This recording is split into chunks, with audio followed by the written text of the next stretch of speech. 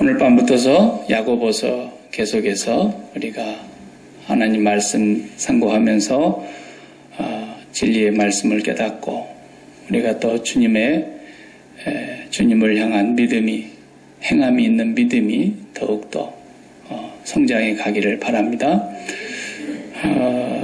오늘은 첫 번째 시간에 서론적인 거지만 야고보서는 서론도 없이 본론으로 바로 들어가서 인내를 온전히 이루라, 이 말씀을 중심으로 1장 첫 번째 부분을 보겠습니다. 여기 하나님과 예수 그리스도의 종 야고보라 그랬어요. 저자가 야고보입니다. 야고보도 이름이 워낙에 많으니까 예수님의 12제자 안에만도 야고보가 둘이 있었어요. 세베대의 아들 야고보, 요한의 형제 야고보가 있고, 그 다음에 알페오의 아버지가 알페오죠. 알페오의 아들 야고보.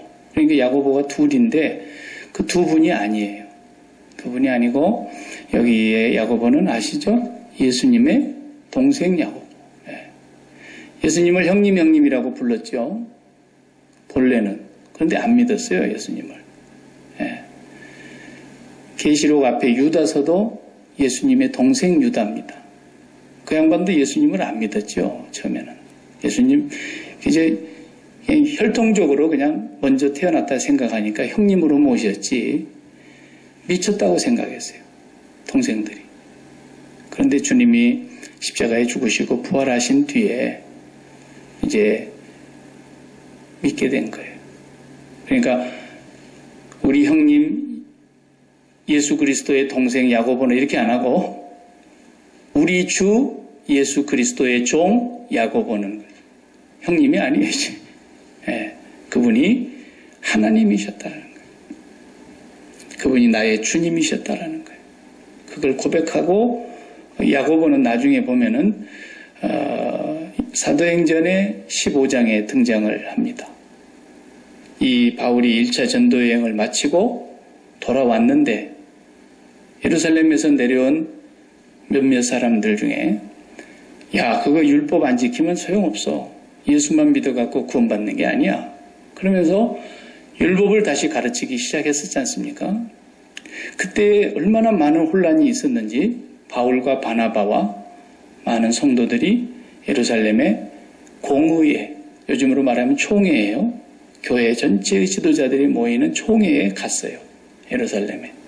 거기서 결론이 나기를 예수 믿으면 구원을 얻는 이 믿음, 그것을 확인하고 이방인들에게 복음을 전하는 사도 바울이 전하는 그 복음을 인정하고, 그리고 물론 이방인들이 율법은 지키질 않지만 그래도 목매어 죽인 것이나 우상을 멀리하고 짐승의 피를 먹고 이런 것을 조심해서 삼가시키는 게 덕스럽지 않겠나.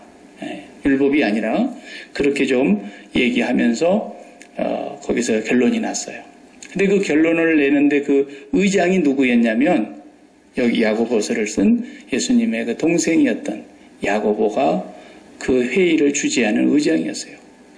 그러니까 이분이 베드로도 수제자지만 예수님 승천하신 이후에 오순절이 일어나고 교회가 시작이 되면서 예수님과 그래도 어린 시절부터 같이 보냈던 이 야고보가 교회에 거의 수장의 격으로 일꾼이 됐다 이거예요. 그러니까 이분이 누구한테 썼느냐면 예루살렘 공의회가 열리는 것이 대개 한 AD 49년으로 보는데 49년 전에 썼겠다고 학자들이 보는 거예요. 그러니까 이제 막 복음이 힘있게 전파되어 가는데 누가 처음에 예수를 믿느냐면 유대인들이 예수를 믿는다.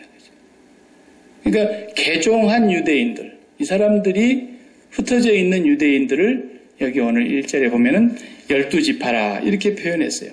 흩어져 있는 12지파에게 문안하노라. 그러니까 자기와 같은 유대인이지만 각처에 흩어져 있으면서 예수를 믿고 개종한 유대인이면서 크리스찬이 된 사람들이었는데 이 사람들이 핍박을 엄청 받는 거예요. 먼저는 개종하지 않는 유대인들에게 제일 먼저 박해를 받는 거죠. 그 다음에 아직은 기독교를 정말 극심하게 핍박을 하던 그런 핍박은 시작이 안 됐어요. 예를 들어서 로마의 황제가 핍박을 했던 이런 시절이 아직은 아닌데 유대인들이 바울도 예수 믿기 전에 개종하기 전에 얼마나 많이 핍박을 했습니까? 자기 동족들을. 그거예요, 지금. 그런 상황에 놓여 있는 개종한 유대인들에게, 크리스찬으로 개종한 유대인들에게 이 편지를 쓰게 된 거라고 말이죠. 근데 뭐 서론이 그냥 간단히 자기 소개만 하고서는 바로 본론으로 들어가는 겁니다. 2절을 보시면 내 형제들아 너희가 여러 가지 시험을 당하거든 온전히 기쁘게 여기라. 그냥 시험이라는 얘기부터서 당장에 꺼내 2절에. 여러 가지 시험이라 그랬으니까 다양한 시험을 얘기하는 겁니다. 어떤 한 가지 특정한 시험이 아니고 수많은 시험을 만난다. 근데 시험이라는 것도 이 성경에 보면 우리말은 그냥 한번 시험이라고 번역을 해놓으면 이게 헷갈려요. 어떤 데는 시련이라 그랬다가 어떤 데는 시험이라 그랬다가 이렇게 되니까 어떤 것이 맞는 거냐면 여기 야고보에서 지금 말하는 건 오늘 본문에 나오는 이 시련이라는 것은 영어로 말하면 temptation이 아니고 우리 주기도문에 시험에 들게 하지 마옵시고 할 때는 temptation이죠. 마귀가 유혹하는 그 유혹에 빠지지 않게 해달라고 하는 기도고 여기서 말하는 이 시험은 그냥 trial, 고난을 당하고 시련을 당하는 그런 단어예요. 그러니까 여러 가지 종류의 고난이 있었고 시련이 있었다. 그래서 3절에 다시 해석을 했어요. 3절에는 번역을 오히려 더 좋아요. 너희가 여러 가지 너희의 믿음의 시련이 그랬어요. 시련이라는 말이 더 정확한 말이다 이 말이죠. 그래서 우리 예수 믿는 사람들은 두 가지가 다 있습니다. 예수를 딱 믿고 난 다음으로부터서 바로 다가오는 것이 뭐냐면 시험과 시련이 오는 거예요. 시험은 이제 마귀가 저것이 여지껏 내 밑에 있다가 나를 배반하고 가버리네. 마귀가 가만 안 있죠. 마귀가 이제 화가 났어요. 마귀가 계속해서 유혹을 하고 템테이션으로 넘어지게 하고 그 사람을 망하게 하고 죄짓게 해가지고 스스로 포기하게 하고 절망하게 하고 계속해서 마귀가 공격해 오는 것을 말하죠. 그리고 또 하나는 이제 시련이 생기는 거예요. 시련이. 이 시련은 마귀로부터 오는 게 아니고 전부가 하나님께로부터 오는 거예요. 성경에서 말하는 시련은 고난도 마찬가지예요.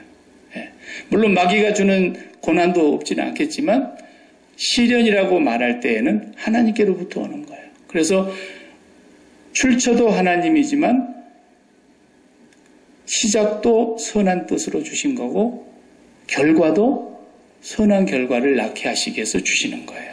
이건. 그러니까 축복이에요. 축복. 그러니까 아브라함이 독자 이삭을 모리아산에서 번제로 바쳐라. 이것은 템테이션이 아니에요. 테스트. 하나님께 테스팅을 지금 받는 거죠. 그러니까 이것은 트라이얼, 시련이에요. 시련. 이거 하나님께로부터 오는 건데 반드시 복 주려고 그러시는 거예요. 그래서 아브라함은 최고의 복을 거기에서 테스트에서 합격을 하지 않습니까? 너는 믿음의 조상이다. 모든 사람의 복의 너는 근원이다. 복의 근원이 된다.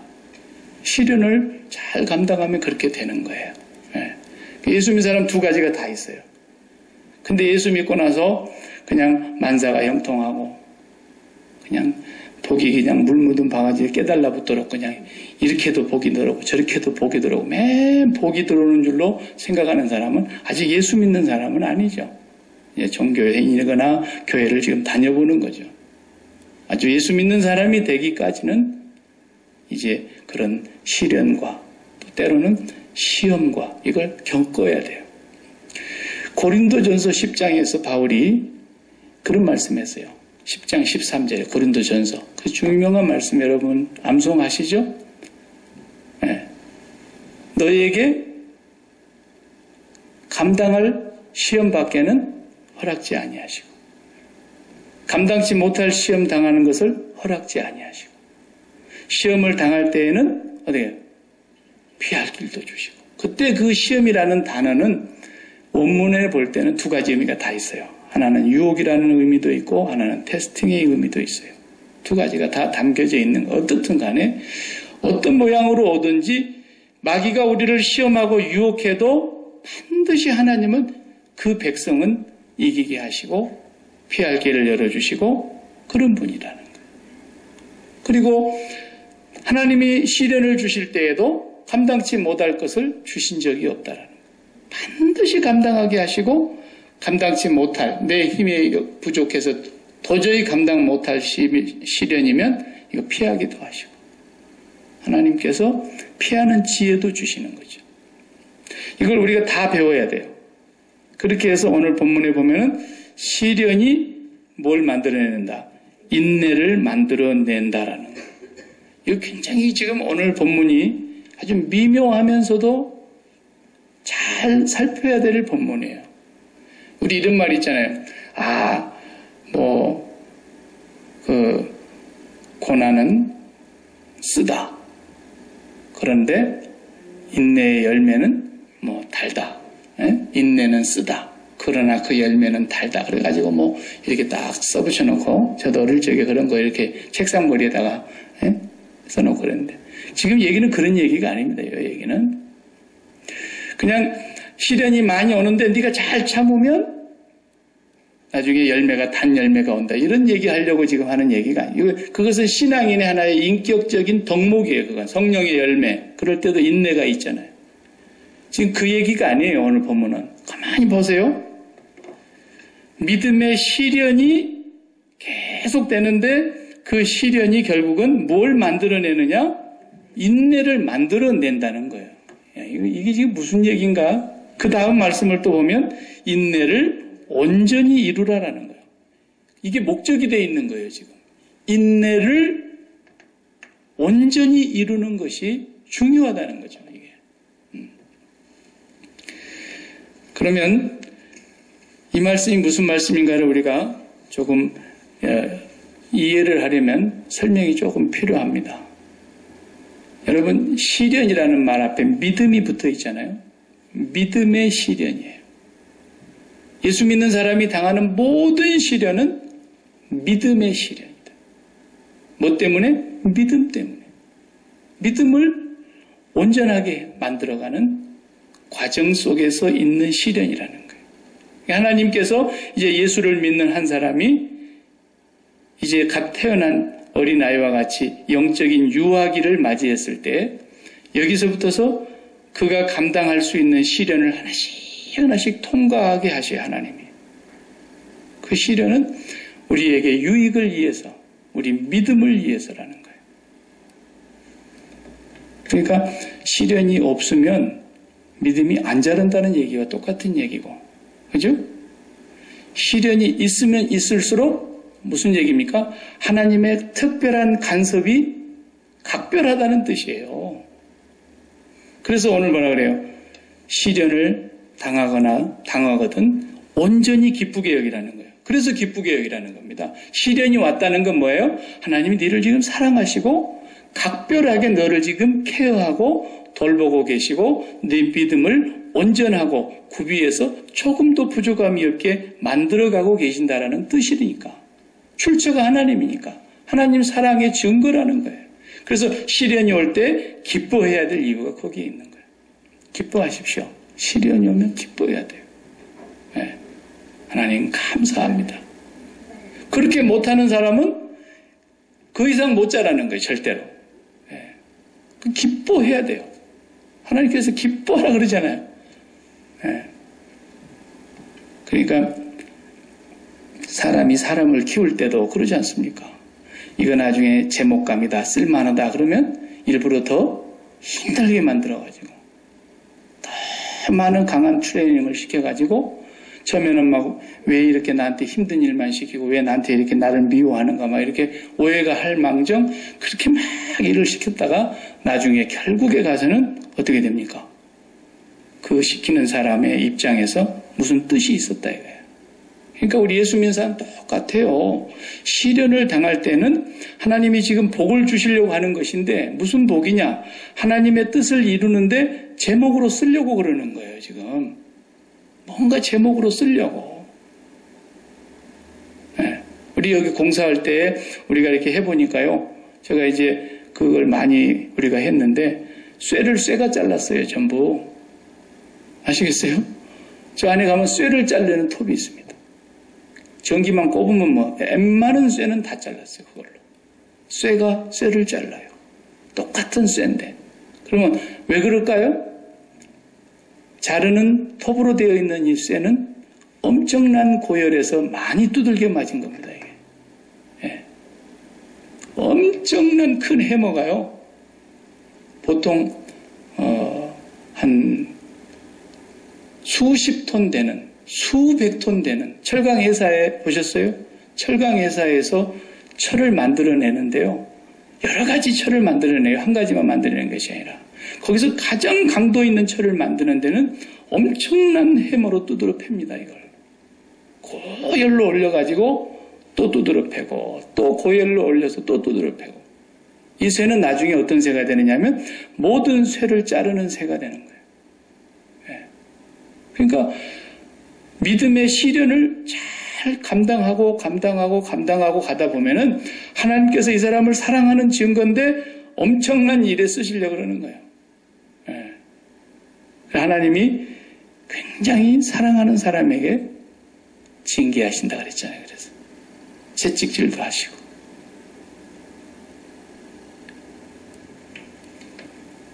여러분, 시련은 하나님께로부터 오는 것이기 때문에 슬퍼하지 말고 기뻐하시기 바랍니다. 근데 이제 시련을 안 당하는 방법이 좀 있죠, 있기는. 가르쳐 드릴까요? 네. 시련을 안 당하고도 강력하게 되는 방법이 하나님께서 주신 방법이 있어요. 네. 그건 뭐냐면, 시련이 왜 옵니까? 믿음의 시련이라고 했잖아요. 믿음이 뭐예요? 믿음은 다른 건 몰라도 괜찮아요. 믿음이 뭔지는 좀 아세요? 항상. 믿음은 내 심장을 드리는 거라니까요. 인격적으로 내가 드리는 거예요. 주님 믿습니다. 이게 아니라니까요. 내 인격적인 심장을, 마음이라고 하는 심장을 하나님께 드립니다라는 뜻이에요. 전능하사 천지를 만드신 하나님 아버지 앞에 내 심장을 드리오며 그 외아들 우리 주 예수 그리스도께 내 심장을 드리며 이는 성령으로 잉태되신 이분에게 내 심장을 드리고 본디오 필라드에게 고난을 받으신 이분에게 제 심장을 드리고 장사한 지 사흘 만에 다시 죽은 자 가운데서 살아나신 그분에게 내 심장을 드리며 계속 그게 그 고백인 거예요. 사도신경이라는 크리드라는 말이 제가 설명했지 않습니까? 심장을 드립니다라는 단어에서 온 말이라니까. 아포스톨스 크리드 그러잖아요, 우리가. 그러니까 그 한 구절 한 구절이 물론 성경에서 뽑아낸 교리이면서 올바른 신앙의 교리이면서 그 내용적인 면은 심장을 드리는 고백이에요, 전부. 심장을 드려요. 그러니까 신앙의 믿음의 시작이요 믿음의 뿌리가 믿음의 시작이면 믿음의 결론이 뭡니까? 믿음의 주요 또 온전케 하시는 이인 예수를 바라보자고 그랬어요. 그 말이 히브리서 12장 1절에 우리가 앞에서 봤지 않습니까? 믿음의 시작이요 믿음의 끝인 그 말이에요. 믿음의 출발이요 믿음의 완성인 예수 그리스도를 바라보는 것이 믿음이라니까요. 그 바라본다는 말도 역시 내 심장을 드리는 거예요. 우리 마음이라는 것은 뭔가를 바라다 보는데 그 자기가 하나님 앞에 들키는 거예요, 항상. 우리가 바라보고 있는 것이 뭔가요? 중요하다는 뜻이고 사랑한다는 뜻이고 관심이 있다는 뜻이에요. 내 마음이 바라다 보고 있는 것이. 그게 신앙이고 믿음이에요. 그러니까 믿음이라는 것은 날마다 예수 그리스도를 통하여 하나님을 바라다 보기 때문에 마음이 땅에 붙을 시간이 없는 거예요. 마음이 땅에 붙으려 그러면은 십자가를 바라다 보라고. 마음이 땅에 관심을 갖고 그 배가 자기들이 섬기는 신이고 땅의 일을 생각하는 자들이고 그 영광은 부끄러움에 있고 이게 누구예요? 십자가의 원수가 되는 자들이라고 했잖아요. 그러니까 날마다 우리가 이 세상의 마음이 붙으려고 하는 것을 다 십자가로 걷어내서 하나님께로 마음을 올려드리는 것이 믿음입니다. 여러분 마음을 이 세상에서 뭐가 뺏어갑니까? 뺏어가는 거 하나라도 다 그것을 십자가의 검으로 잘라내서 내가 내 심장을 오직 주님께 붙입니다. 주님께 드립니다. 그러면 시련이 있을까요? 없을까요? 없어지는 거예요, 시련이. 그래서 십자가의 능력이 시련을 이기게 하는 겁니다. 시련이 왜 온다고요? 믿음을 단련시키려니까요. 심장을 온전한 곳에다가 붙이려고 그러니까 그런다고 말해요. 그런데 그걸 모르는 사람들은 시련이 오면 그 시련을 극복하려고 그러는 거예요. 신앙은 극복하는 게 아니에요. 그 시련이 온다는 것은 내가 지금 거기에 마음을 붙이고 있다는 뜻이에요. 마음 붙이고 있으니까 아픈 거예요. 그 아픈 데를 수술을 하려고 하니까 얼마나 힘들어요. 그러나 이것이 마음이 세상에 붙을 곳이 하나도 없어서 이 마음이 오직 위로 다 올라다 붙어버렸기 때문에 그 사람은 더 이상 시련이 될 것이 없어요. 고통을 주면, 매를 때리면 생리적으로, 육체적으로, 피지컬리 우리가 아플 수는 있지만 그 마음이 하나님께 있어서 하나님께로부터 평강과 기쁨과 행복을 누리면서 살아가는 사람에게 있어서는 시련이 그 기쁨을 못 뺏어간단 말이죠. 그게 사도행전 얘기 아닙니까? 그게 바울이 고통당하면서 얘기했던 고백 아닙니까? 옥중에 있으면서도 왜 기뻐합니까? 몸이 어떻게 행복할 수가 있겠습니까? 몸은 괴롭죠. 힘들죠. 피곤하죠. 불편하죠. 아프죠. 그렇지만 그 마음이 하나님께 있기 때문에 위로부터 오는 그 평강과 그 기쁨을 아는 자도 없고 빼앗아갈 자도 없더라 이거죠. 그렇기 때문에 예수 그리스도의 십자가에서 예전에게 죽는 사람은 시련이 점점 없어지는 거예요. 시련이 많아진다? 그래서 이 시련을 어떻게든지 피해가든지 이 시련을 극복한다? 이런 건 기독교가 아니에요. 몰라도 한참 모르는 얘기예요, 그건. 시련이 있는 데서 마음이 떠나는 거예요. 그러니까 초대교회 성도들은 다 그렇게 살았는데 왜 이제 와서 신앙이 변질됐냐 이거예요. 300년 동안을 땅속에서 카타콤에서 살았던 사람들 한번 생각해봐요. 신앙은 모든 상황 속에서 모든 사람들에게 동일하게 나타나야 돼요. 여기서는 이랬다 저기서는 저랬다 그럴 수가 없는 거예요. 진리라고 하는 건. 그때 3-3은 9였지 지금도 3-3은 9예요. 그때는 3-3은 8이었는데 세상이 너무 발달해갖고 구구법이 3-3은 9로 바뀔 수는 없는 거죠. 그때 카타콤에 있었던 그 사람들은 아무것도 없었어요. 정말 그 사람들은 보금자리도 없어요. 그냥 땅속이에요. 성지순례 다녀오신 분들은 아시죠? 그 터키의 그 초대교회 성도들이 숨어 다니면서 살았던 그 땅속 굴. 집이 있습니까? 그게 집이에요. 한 세대를 산 것이 아니에요. 적어도 6세대에서 7세대가 그 속에서 살다가 기독교가 이제 국교로 공인되자 나왔어요. 그리고 잡히면 죽는 거고 안 들어오면 죽는 줄 알았어요. 네. 얼마나 몸은 불편했겠습니까? 얼마나 그들이 배고팠겠습니까? 얼마나 잠자리도 불편했겠습니까? 얼마나 여러 가지 편의시설이 없는 곳에서 힘들었겠습니까? 그렇지만 그들은 그 많은 시련들이 그들에게는 오히려 기쁨이 됐어요. 왜? 세상에 마음을 붙인 것이 하나도 없었기 때문에. 아예 그들의 마음은 오직 저기에 있는 거예요, 저기. 아버지께 다 마음이 가 있는데 이 마음이 다 가 있는데 몸뚱아리만 여기 살아있는 거예요, 몸뚱아리만. 그러니까 하나님의 뜻이 있어서 몸을 여기 남겨두신 거죠, 아직. 하나님의 뜻이 다 끝나면 목숨도 끝나는 거기 때문에 그 하나님의 뜻이 다 하기까지는 살아야 하니까 땅에서 살았어요. 무엇을 하면서도 하나님의 뜻을 이루어가면서 살았던 거죠. 그러나 그들은 오늘 우리가 당하는 시련이 없었죠. 우리는 당장에 시련 당하는 게 너무 여러 가지가 많습니다. 그러나 하나씩 하나씩 예수 죽음에 우리를 넘겨봐요. 고린도후서 4장의 말씀대로. 예수 죽음에 우리를 넘기는 것은 예수 생명이 우리 안에서 역사하게 하려 함이라고 그랬어요. 어떤 사람은 또 이런 기가 막힌 얘기를 해요. 아니, 예수님이 부활하셨는데 맨날 왜 십자가 얘기만 하느냐고. 빨리 부활해서 가야지. 기독교를, 이 사람은 근본적으로 모르는 사람이에요.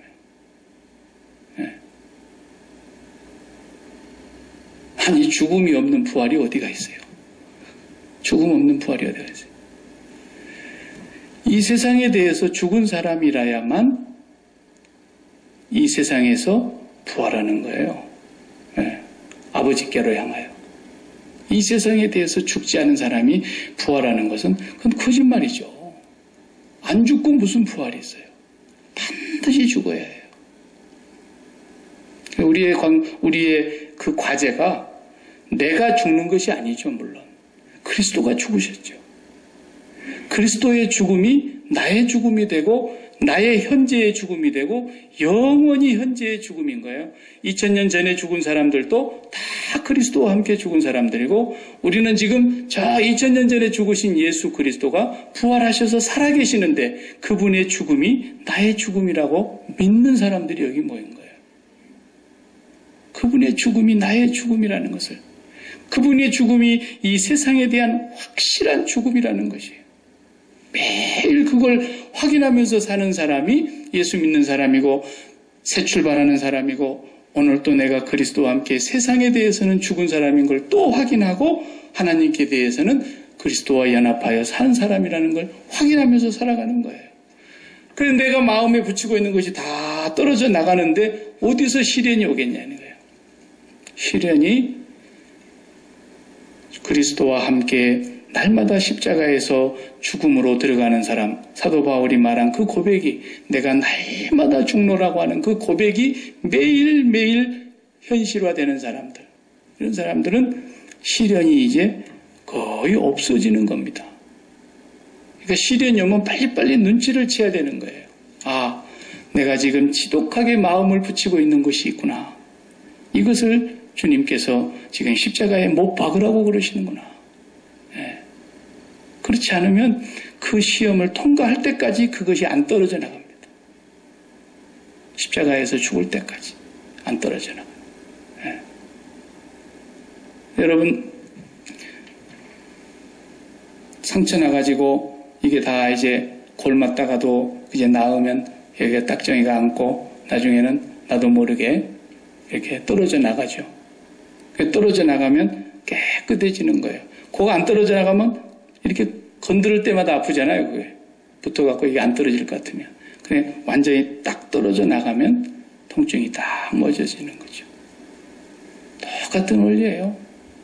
그러니까 여러분이 항상 마음에서 어떤 것, 사물이 됐든 사건이 됐든 사람이 됐든 상황이 됐든 다 그것에 대해서 마음에서 늘 그리스도의 십자가를 붙잡고 매일매일 시인하고 고백하면서 살아야 돼요. 그걸 반복하면 예수 믿은 지 10년 동안 반복했다 해봐요. 매일. 그러면 마음이 하나님께로 갑니다. 성령께서 그 사람을 붙드셔요. 성령이 그 사람을 붙들어서 마음을 끌고 그리스도와 함께 하나님께로 계속 주님 가신 그 동선을 따라서 가게 하셔요. 예수 믿는 사람은 그거 하다가 가는 거예요. 그거 하다가. 그러니까 이제 인내를 온전히 이루라는 말이 무슨 말이냐면 사도 바울이 이렇게 말했어요. 빌립보 교회에 편지를 쓰면서 나는 사실 여러분에게 고백할 것이 있는데 내가 진짜 몸을 떠나서 그리스도와 함께 있고 싶은 것이 나의 간절한 기대와 소망이다. 진짜 몸을 떠난다는 말이 뭔 말이에요? 죽고 싶다는 거예요, 지금. 내 목숨이, 심장이 멎고 내 목숨이 숨이 끊어져서 내가 그리스도와 함께 있는 것이 내가 진짜 바라는 바인데 안 죽었어요. 하나님 몸을 여기 그대로 놔두시는 거예요. 안 죽이시는 거예요. 나중에는 순교까지 하셨지만 그 전까지는 하나님이 계속 여기 놔두시는 거예요. 뭐 때문에 놔둬요? 아버지의 경륜과 뜻에 의해서 그분의 계획을 완성하시려고 그 사람을 통해서 이루려고 하는 그 이방인의 사도의 사명을 다하기까지 그리고 그 시간도 하나님이 결정을 해서 하나님께서 그 생명을 다하는 그날까지 그러니까 사도 바울이 가지 마세요. 이 띠의 임자는 예루살렘에 올라가면 붙들린답니다. 그러면서 못 가게 하니까 그리고 막 성도들이 붙잡고 울고 물고 늘어지니까 나는 예루살렘에서 죽을 것을 각오했다. 그런데 왜 너희들이 나의 마음을 이렇게 아프게 하느냐? 그러니까 주의 뜻이 이루어지이다 하고 아무 말도 더 이상 안 했다 그랬어요. 내게 주신 그 복음 전하는 일을 다하기까지는 내 생명을 조금도 귀한 것으로 여기지 아니하노라. 이분은 자기의 목숨에 대해서까지 십자가에 날마다 못 박고 산 사람이에요. 그래서 예수님 말씀 그대로 네 부모와 처자와 형제와 자매와 네 목숨까지 미워하지 아니하면 나를 못 따라올 거다라는 거죠. 거기까지 십자가에 못 박은 거예요. 그러니까 그 사람이 날마다 안 죽고 가능하겠어요? 날마다 죽노라 그랬더니 날마다. 예. 기독교는 십자가의 종교라 그러면서 날마다 죽는 것은 안중에도 없는 사람은 아직 예수를 못 만난 사람입니다. 미안하지만. 그냥 날마다 죽는 거예요. 날마다. 이것이 예수 믿는 거예요. 그러고 보니까 마음이 계속해서 저 위를 향해서 가가지고 사도 바울처럼 나는 진짜 지금 죽고 싶은데 하나님이 내 목숨을 취하지 않으시니 내 몸만 여기 있는 것이지 마음은 온통 저기 다 가 있다는 거예요. 그러니까 온통 다 가 있는 동안에 몸이 여기 살아있으니까 뭐가 필요한 거예요? 그 삶 자체가 전부가 인내인 거예요. 인내. 그냥 인내는 예수 그리스도를 믿는 사람의 한 인격의 어떤 덕목이 아니라 지금 이것은 내가 목숨이 끊어져서 아버지 품에 안기는 순간까지 인내가 지속적으로 계속 이어져 간다는 뜻이에요. 그 인내를 온전히 이루라는 거예요. 그 인내를.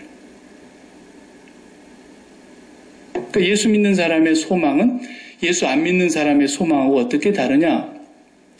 예수 안 믿는 사람은 땅의 소망이니까. 이 땅의 소망이니까 나름대로 비전을 갖는 거예요, 자기가. 나는 20년 뒤에 이제 공부를 해서 20년 뒤에 이 사람이 되어 있으리라.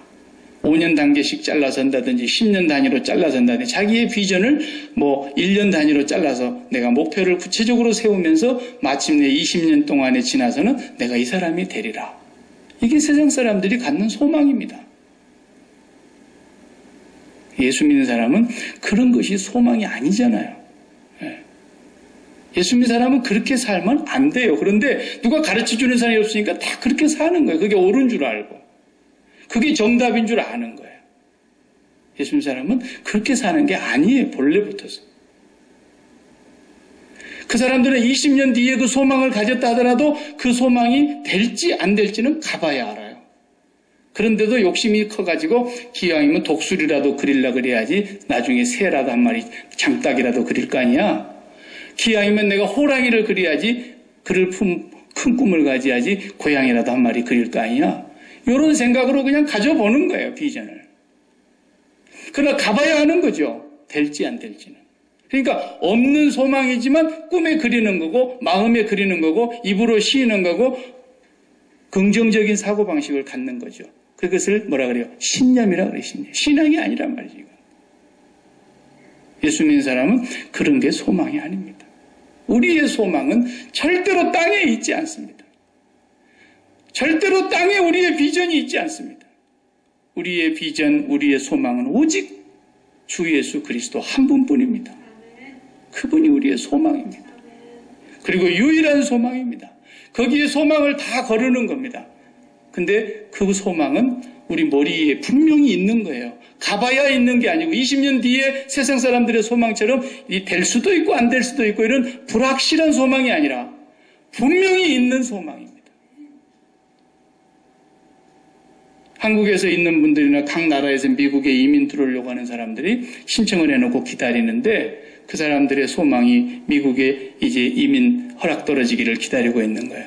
미국이라는 나라가 분명히 있고 그 지금 일이 추진되고 있는 거죠. 미국이라는 나라가 이 세상에 없는데 그냥 무조건 나는 어디로 가리라 이럴 수는 없는 거 아닙니까? 반드시 가면 미국이 있어요. 아메리카 대륙에. 그런 것처럼 우리의 소망은 반드시 하나님의 나라가 있고 예수 그리스도께서 내 머리에 계시기 때문에 그분만이 나의 유일한 소망인 거예요. 내 마음이 그리 다 가 있어요. 그리고 가서 그분이 나의 소망이 돼서 마음은 이미 다 그분에게로 떠났는데 몸뚱아리를 여기에 그대로 하나님이 남겨두시기 때문에 뭐 때문에 안 데려가고 이렇게 마음으로 그 나라를 사모하고 있는데도 안 데려가시느냐? 그것은 그분이 오늘 또 나를 통해서 나를 장갑처럼 손으로 끼고 그분이 나를 당신의 형상대로 지으시고 그 형상이 내 안에 들어오셔서 나를 통해서 당신의 일을 이루어 가실 일이 있기 때문에 그래서 살려두고 있는 거예요. 그것이 우리의 소망이라면 땅의 비전이라면 맞는 얘기입니다. 그것이 그 외에 될지도 안 될지도 모르는 큰 소망을 비전을 품는다 그래가지고 보이스 비 앰비셔스 그래가지고 막 기아이면 큰 꿈을 높은 이상을 가지라.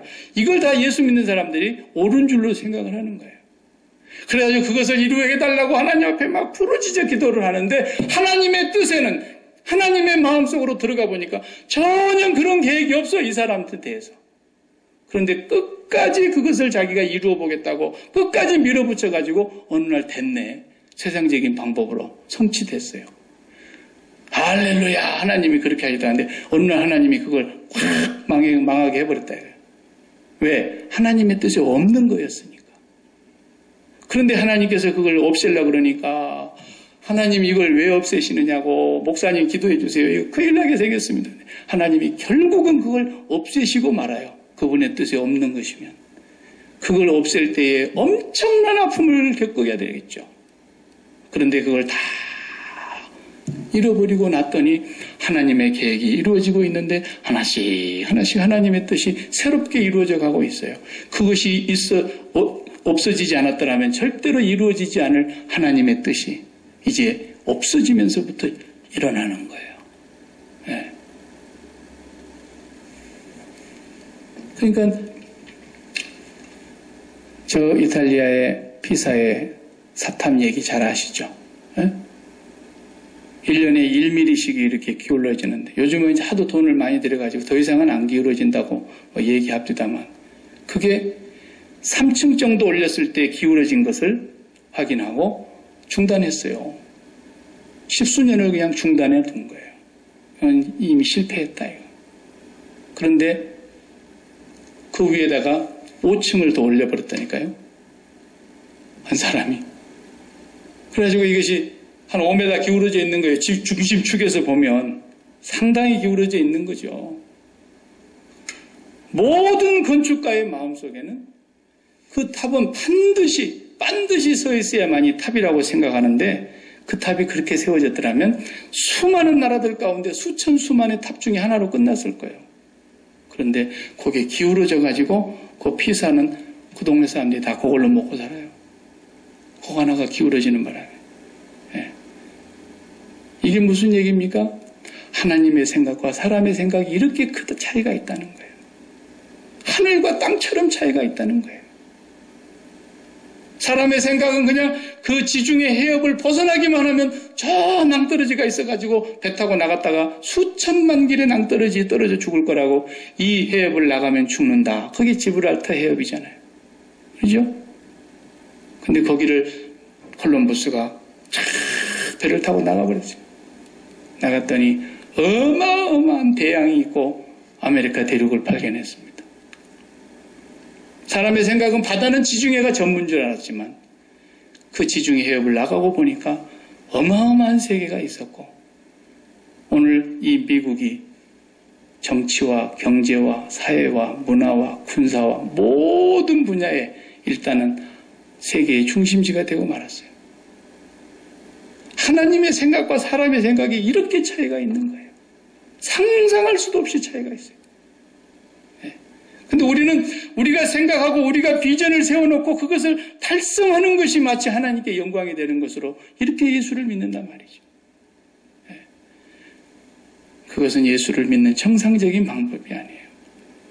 우리는 이 세상의 비전을 가져서는 안 됩니다. 예수를 믿는 사람은 이 세상에 비전이 있을 수가 없어요. 이 세상의 소망, 이 세상에서 비전, 그건 예수 그리스도에게 우리의 온 마음을 다 드리는 것 하나뿐이에요. 그러려고 하니까 날마다 그리스도의 십자가에서 이 세상에 대해서 마음이 붙은 곳에서 계속 우리는 떠나는 거예요. 끊임없이 떠나는 거예요. 시련이 오면 하나님 감사합니다. 나를 이렇게 사랑하시고 내 마음이 이 세월호에서 내리라고 하시는군요. 그리고 그 자리를 빨리빨리 떠나는 거예요. 내 마음이 아픈 곳을 계속해서 십자가에서 그리스도와 함께 죽었음을 고백하면서 떠나는 거예요. 그래서 주님이 어느 날 나를 부를 때 이 세상에서 이별할 것이 하나도 없어야 된단 말이죠. 그때 가서야 내가 왜 죽어? 어떻게 내가 눈을 감을 수가 있어? 이게 예수 믿은 게 아니에요. 네.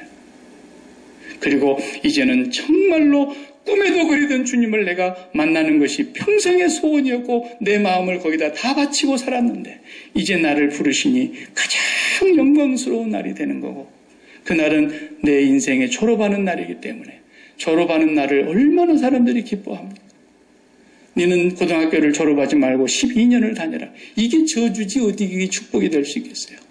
인생의 세월호에서 내리는 것처럼 행복한 게 없는 것인데 그날을 그렇게 사모하다가 주님을 맞이할 준비를 하고 있어야 될 사람들이 그리스도인들인데 그 주님에게 마음을 드리는 건 도무지 하지 않으면서 어찌하든지 이 세상에다 소망을 두고 이 세상에 꿈을 두고 그것을 이루게 해달라고만 물고 늘어져서 그것이 이루어지게 되면은 할렐루야 그러면서 심장이 거기에 더 강력하게 붙어가지고 그것이 무너지는 날에 인생이 꺼지는 줄 알고 난리를 치는 거예요.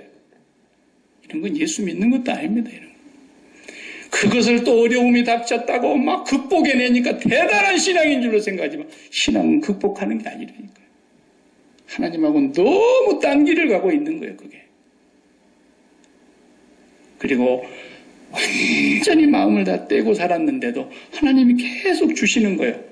그러니까 마음을 떼놨기 때문에 아무리 주셔도 실현이 안 되고 시험도 안 되는 거죠, 이제부터는.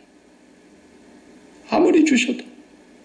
나 마음을 뗀 지가 언젠데 이렇게 하나님이 부어주시는데 그때부터서 겁이 나는 거예요. 돈을 막 부어주셔요? 그럼 두렵죠. 왜? 나는 일용할 양식을 주시옵시고 그거 한 가지만 기도하라 그랬는데 왜 일용할 양식을 놔두고도 이렇게 하나님이 많이 부어주시는가? 도대체 하나님의 뜻이 무엇인가? 그 하나님의 마음을 알기 위해서 그분에게로 다 나아가야 되지 않겠습니까? 그 돈에 심장이 붙었다가는 죽는 거예요. 죽는 거예요. 우리 그리스도인은 어떤 것도 이 세상에 있는 동안에 마음을 줘서는 안 됩니다. 마음 줘서는 안 돼요. 아무리 소중한 것이 있어도 하나님께 마음을 다 드리고 나서 그 다음에 바라다 봐야 하나님이 나 같은 죄인에게 이렇게 귀한 걸 주셨구나. 하나님 감사합니다. 왜 주셨습니까? 하나님을 위해서 주신 건 분명한데 이렇게 살아가는 것이 우리의 비전이라니까요. 이게 우리의 소망인 거예요. 어디에다가 소망을 두냐는 거예요. 우리가 그걸 철저하게 지금부터서 세상을 벗는 훈련을 해야 됩니다. 그래서 하나님은 시련을 주시되 그래서 믿음의 시련이었던 거예요. 그리고 이제부터서는 군대에 2년 복무하죠. 우리 한국 같으면 2년 복무하는데 집 나오면 애들이 얼마나 고생합니까? 마음대로 자유롭게 살다가 그 통제된 사회에다가 딱 갖다 집어넣으니까 2년이라는 세월이 정말 20년 같을 거란 말이죠.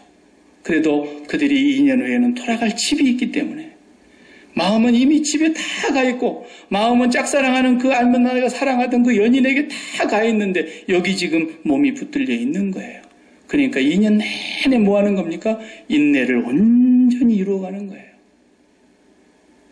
우리의 마음이 전부 다 하나님 앞에 올라가 있는데 하나님은 여기를 그대로 아직도 우리를 살려두시고 여기 몸뚱아리를 두고 계시기 때문에 우리는 이 땅에 있으면서 부르시는 그날까지 완전히 인내를 이루어가는 거예요.